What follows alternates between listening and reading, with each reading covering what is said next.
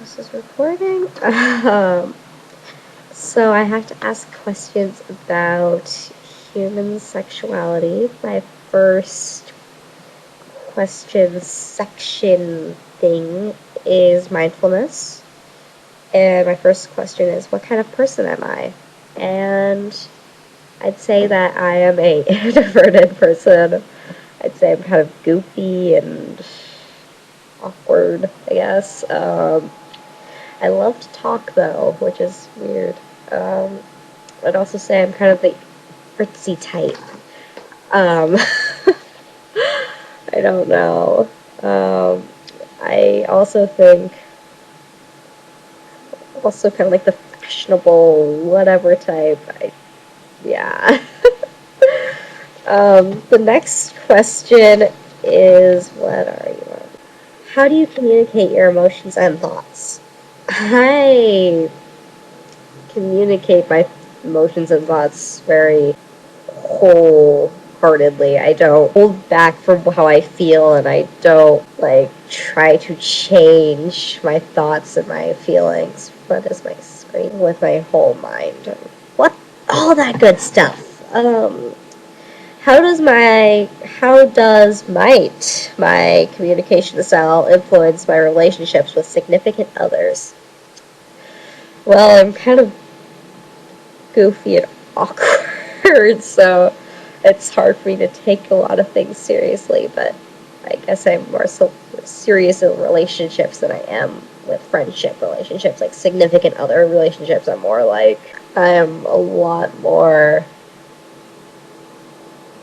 dramatic? I don't know. I'm more serious and passionate. There we go, that word. Passionate. How comfortable am I talking about sex? Very. I'm very comfortable and confident about talking about sex. How does this vary according to who I'm talking with? I'm very comfortable talking about it with partners or friends, peers. I'm very comfortable talking about sex with peers. However, I'm more shy about it with adults and people like my parents or my teachers. I don't feel as comfortable talking about sex with my teachers because I guess it's something you just don't do. In what ways could you improve your everyday mindfulness, particularly in regards to your communication skills? Meditation helps. I meditate. I guess being aware of who I am and how I act helps a lot, which I try to do. So, actful mindfulness. Yeah. The next question segment is issues and justification. The first question is, what from your life has the most influence on how you view sexuality? My parents have definitely made me less shy with the ideas of sex and talking about sex and all that good stuff. Sorry. My family has made me more wanting to be more open because most of my family is very conservative and doesn't want people talking about sex or have more that word, more conservative views on sexuality and other things that are going to be in these questions. Yeah. So I will answer that more thoroughly later on. How does society's view of a person's sex, gender, and sexual orientation influence how our society treats them? How are you treated? Well, I know if you're a white male, you get better jobs and you have more possibility to be more successful in life. It's harder to be successful if you are a person of color, or if you're a woman, or both. it seems to be really hard in our own society to get a job or get a good job or get paid well, um, which I think is really lame. I also think the way people are treating people who are of different sexual orientation is not cool. I don't think it's good if you hate someone for liking people of the same sex. I think that's really lame. Yeah. I personally am treated very well, but that's because I'm not very open about sexuality. But jazz. Anyhow, the next question is, what are some examples that explain what gender roles are, and what is your opinion on benefits and or drawbacks of living in a society with established gender roles? What do you do to what do you do that supports traditional gender roles, and what do you do that potentially subvert? I quite frankly do not think gender roles are the most positive thing, because it makes women want to put makeup on their face for reasons other than they think that it's fun. I personally like putting makeup on my face because I think it's fun. I like it's like painting on my face, and I enjoy painting. Anyhow, a lot of women do it to look sexy or pretty. That's not okay. I also don't think it's good that women subvert themselves to wearing high heels. I personally enjoy, once again, wearing them because they're fun to walk around and they make me all tall, and I like being tall because I'm kind of short. But, yeah. Yeah. I think it's not good to hold people back with gender roles. I don't think that's an okay thing to do. What is your stance on the current debate on gender equality? Why?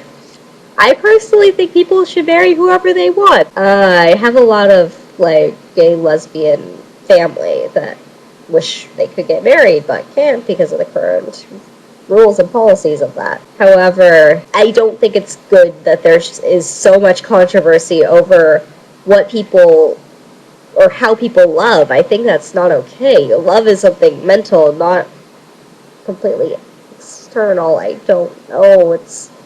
Love is a weird creature thing. Yeah. What is my stance on premarital sex, teen sex? Why? I personally think people should do what they feel like they need to do.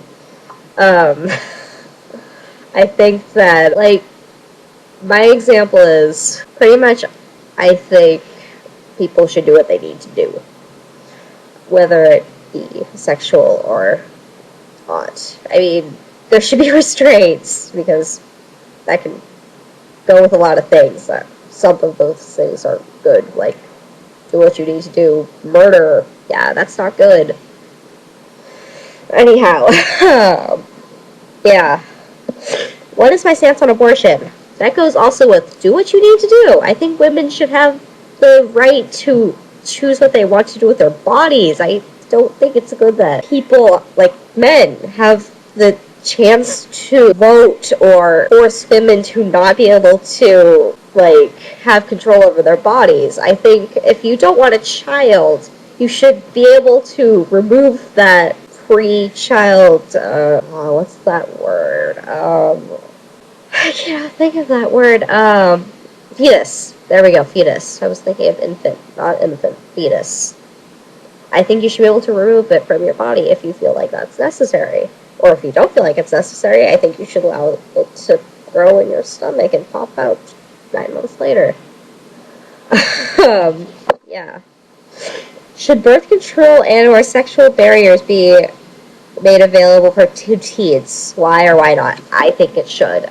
If teens are going to have sex, which I know that they are, it's better to have them be protected and not have 16 and pregnant moms running around, not ready to have kids, abusing their kids most likely, not living in good conditions with those children. Yeah, I think it's Birth control is good. I think women should be able to have access to it as well as protection. Um, how does our society slash media use sex and sexual images? What do you think about this use? I quite frankly don't care. I think that our society sexualizing women is not exactly the most positive, but I don't know. I don't feel like it's a very big thing. Yeah, okay, I'm gonna go to the next. The third question section is creating a plan for your own sexuality. That's gonna be fun. Who can you turn to for emotional support in any situation? My parents and my aunt. Um, my mom and dad are both really supportive when it comes to me. And then my aunt gives me really good advice and all that good jazz and stuff. Who can you turn to for advice in any... Oh, there we go. Okay, advice in any situation. Um, yeah, I said that already. Yeah, okay. Where and how can you get information on protecting yourself, if applicable, from unwanted pregnancies? Specific places, people, process, if not applicable to you. Where would you direct any friends who potentially could get pregnant? Planned Parenthood is good and really helpful. If you have a good relationship with your parents, ask for help from them. If you have good relationship with family members, those also could be a really helpful resource. I guess friends also could be helpful. If you have a friend who has access to feminine products or condoms or all of that good stuff, it's good to ask for help.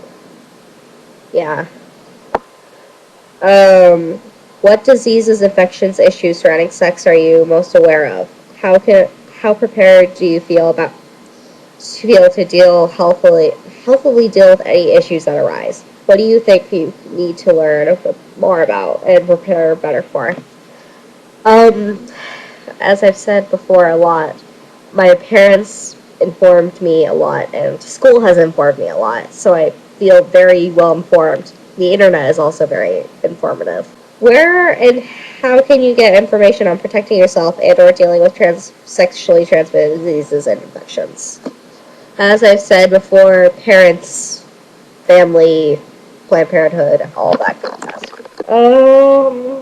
Are you ready for a sexual relationship? How do you know? Whether you think yes or no, why might you be wrong? I think I quite frankly am, but um, I think I am due to the fact that I'm very mature for my age and I take good care of myself and I'm very responsible with my body. I also don't think I'm prepared because I'm a teenager and I could do something stupid because I know teenagers do stupid things. We're supposed to. This is our time for doing stupid things. I mean, it's not good to do stupid things, but it's important to do stupid things so you learn to not do stupid things later on. You can survive from those stupid things. Prerequisites do you have for knowing that the person you are with this is a good and or okay partner to continue or consider beginning a sexual relationship? Generally, if I feel comfortable with someone, I feel comfortable with them. I have a very good way of vibing people out. If I know somebody's a bad person, I kind of just feel it. And that goes along with sexuality, I guess. Yeah. Don't know how to answer that question at all. Can you protect yourself emotionally? That's a hard question. I'm very good at containing and sustaining and keeping my emotions at bay and calm and chill. I'm very good at keeping myself calm. Um, yeah, I know how to vent my whatever emotion I'm feeling for myself. and in good, healthy fashions. What situation could possibly arise in which you will have to question your above plans / stances? How can you prepare for that situation? If I get pregnant, that would not be good, but I know how to ask my parents or ask for help. And I know where Planned Parenthoods are. And I know how to take care of myself. And if that person is a good person for me, I guess that could work out too.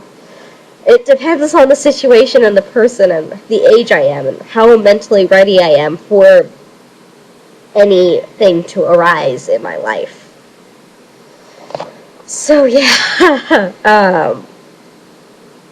that's the concluding question. So thank you for watching. Yeah, thank you.